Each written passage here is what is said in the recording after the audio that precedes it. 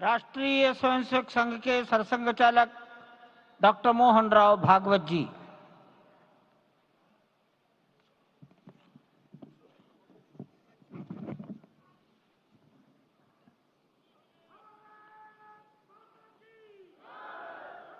आदरणीय प्रधानमंत्री जी, उत्तर प्रदेश के आदरणीय मुख्यमंत्री जी, आदरणीय राज्यपाल महोदया,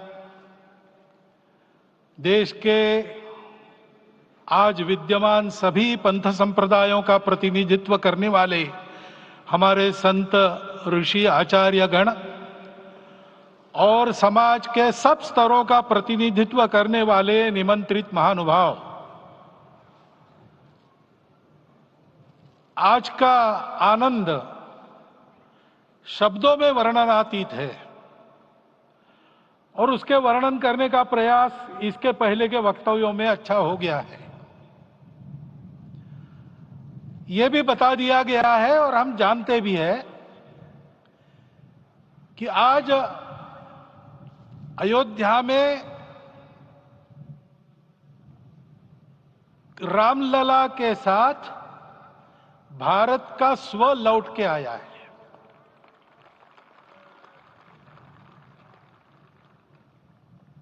और संपूर्ण विश्व को त्रासदी से राहत देने वाला एक नया भारत खड़ा होके रहेगा, इसका प्रतीक आज का कार्यक्रम बन गया है।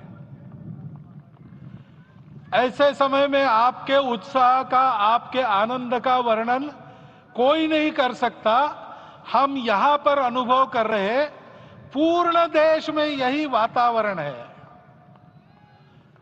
छोटे छोटे मंदिर के सामने दूरदर्शन पर इस कार्यक्रम को सुनने वाले हमारे समाज के करोड़ों बंधु, वहां पहुंच न पाए ऐसे घर घर के हमारे नागरिक सज्जन, माता भगिनी, सब भाव विभोर है, सब में आनंद है, सब में उत्साह है।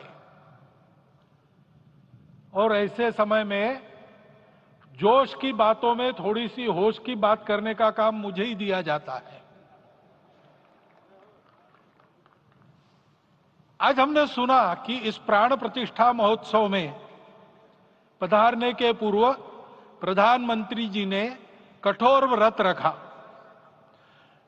जितना कठोर व्रत रखने को कहा था, उससे कई गुना अधिक कठोर व्रताचरण उन्होंने किया। मेरे पुराना उनसे परिचय है, मैं जानता हूं वो तपस्वी है ही, परंतु वो अकेले तप कर रहे हैं, हम क्या करेंगे। अयोध्या में रामलला आए, अयोध्या से बाहर क्यों गए थे? रामायण में क्यों गए थे बाहर? तो अयोध्या में कलह हुआ। अयोध्या उस पुरी का नाम है जिसमें कोई द्वंद्व नहीं, जिसमें कोई कलह नहीं, जिसमें कोई दुविधा नहीं। वो हुआ 14 वर्ष वनवास में गए। वो सब ठीक होने के बाद दुनिया के कलह को मिटा के वापिस आए। आज रामलला वापस फिर से आए हैं 500 साल के बाद। जिनके त्याग, तपस्या, प्रयासों से ये सोने का दिन आज हम देख रहे, सुवर्ण दिवस देख रहे, उनका स्मरण प्राण प्रतिष्ठा के संकल्प में हम लोगों ने कहा, आपने सुना होगा, स्मरण किया। उनकी तपस्या को, उनके त्याग को, उनके परिश्रम को शत बार, सहस्त्र बार, कोटि बार नमन है। रामलला के यहां इस युग में आज के दिन फिर वापस आने का इतिहास जो जो श्रवण करेगा वो राष्ट्र के लिए कर्मप्रवण होगा और उसके राष्ट्र का सब दुख दैन्य हरण होगा। ऐसे इस इतिहास का सामर्थ्य है। परंतु उसमें हमारे लिए कर्तव्य का आदेश भी है। प्रधानमंत्री जी ने तप किया, अब हमको भी तप करना है। राम राज्य आने वाला है, वो कैसा था दैहिक दैविक भौतिक तापा राम राज नहीं कहु व्यापा। सब नर करहि परस्पर प्रीति चलहि स्वधर्म निरत श्रुति नीति। सब निर्दंभ धर्म रत पुनि नर अरु नारी चतुर सब गुनी। सब गुणज्ञ पंडित सब ज्ञानी सब कृतज्ञ नहीं कपट सयानी। राम राज्य के सामान्य नागरिकों का जो वर्णन है, हम भी इस गौरवमय भारतवर्ष की संतानें हैं। कोटि कोटि कंठ उसका जयगान करने वाले हमारे हैं। हमको इस प्रकार के व्यवहार को रखने का तप आचरण करना पड़ेगा। हमको भी सारे कलह को विदाई देनी पड़ेगी। छोटे छोटे परस्पर मत रहते हैं, छोटे छोटे विवाद रहते हैं, उसको लेकर लड़ाई करने की आदत छोड़ देनी पड़ेगी। आखिर है क्या? ये बात बताई वो सामान्य नागरिक कैसे थे? निर्दंभ, प्रामाणिकता से आचरण करने वाले, केवल बातें करने वाले नहीं और बातें करके उसका अहंकार पालने वाले नहीं थे। काम करते थे, आचरण करते थे और अहंकार नहीं था। ऐसे वो थे और धर्मरत थे। यानी क्या थे? इस पर कठिन भाषा में प्रवचन बहुत लंबा हो सकता है, लेकिन थोड़े में धर्म के जो 4 मूल्य जिनकी चौखट पर धर्म है, ऐसा श्रीमद् भागवत में बताया है, सत्य करुणा शुचिता तपस, उसका आज हमारे लिए युगानुकूल आचरण क्या है? तो सत्य कहता है कि सब घटों में राम है, ब्रह्म सत्य है, वही सर्वत्र है।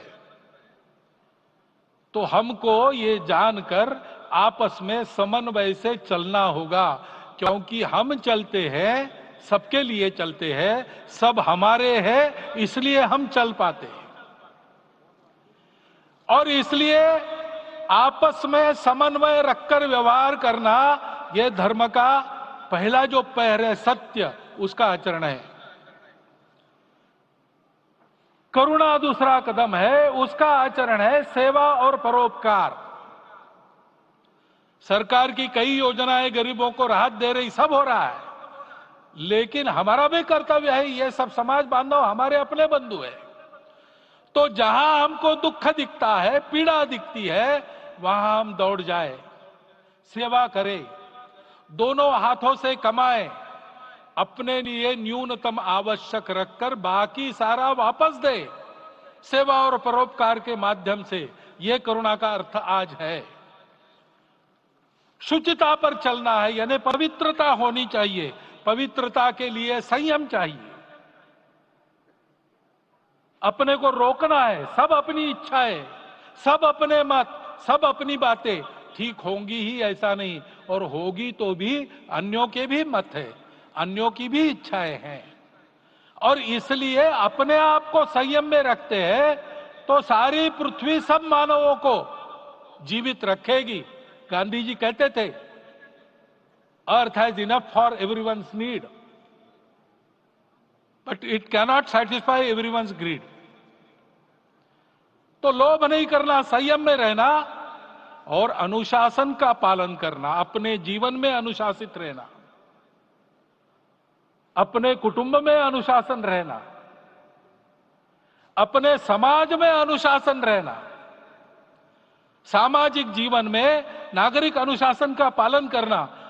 भगिनी निवेदिता कहती थी कि स्वतंत्र देश में नागरिक संवेदना रखना और नागरिक अनुशासन का पालन करना, यही देशभक्ति का रूप है। इससे जीवन में पवित्रता आती है।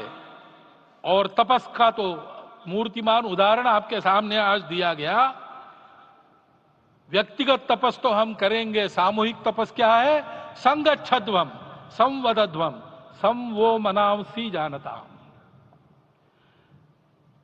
हम साथ चलेंगे, बोलेंगे आपस में, उसमें से एक सहमति का संवाद निकालेंगे, एक ही भाषा बोलेंगे, वो वाणी मन वचन कर्म समन्वित होगा और मिलके चलेंगे, अपने देश को विश्व गुरु बनाएंगे।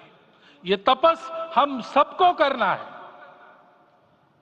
500 वर्षों तक अनेक पीढ़ियों ने लगकर परिश्रम करके प्राणों का बलिदान देके खून पसीना बहाकर आज ये आनंद का दिन सारे राष्ट्र को उपलब्ध करा दिया।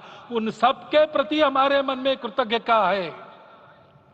मैं यहां बैठता हूं तो मेरे मन में विचार आता है कि मुझे बिठाया, मैंने क्या किया? वो तो जो उन्होंने किया उसका प्रतिनिधि भी मुझे बनाया गया है। उस प्रतिनिधि के नाते मैं ये अवदान स्वीकार करता हूं और उन्हीं को अर्पण करता हूं। परंतु उनका ये व्रत हमको आगे लेके जाना है। जिस धर्म स्थापना विश्व में करने के लिए राम का अवतार हुआ था, उस धर्म स्थापना को अनुकूल स्थिति अपने आचरण में अपने देश में उत्पन्न करना यह अपना कर्तव्य बनता है। रामलला आए हैं हमारे मन को आह्लादित करने के लिए, उत्साही करने के लिए, प्रेरणा देने के लिए, साथ साथ इस कर्तव्य की याद दिलाकर उसमें कृति प्रवण करने के लिए आए हैं। उनका आदेश सर पे लेके हम यहां से जाए। सब लोग तो यहां आ नहीं सके, लेकिन वो सुन रहे, देख रहे। अभी इसी क्षण से इस व्रत का पालन हम करेंगे तो मंदिर निर्माण पूरे होते होते विश्व गुरु भारत का निर्माण भी पूरा हो जाएगा। इतनी क्षमता हम सबकी है। इसका मैं एक बार स्मरण देता हूं। आप सबको धन्यवाद।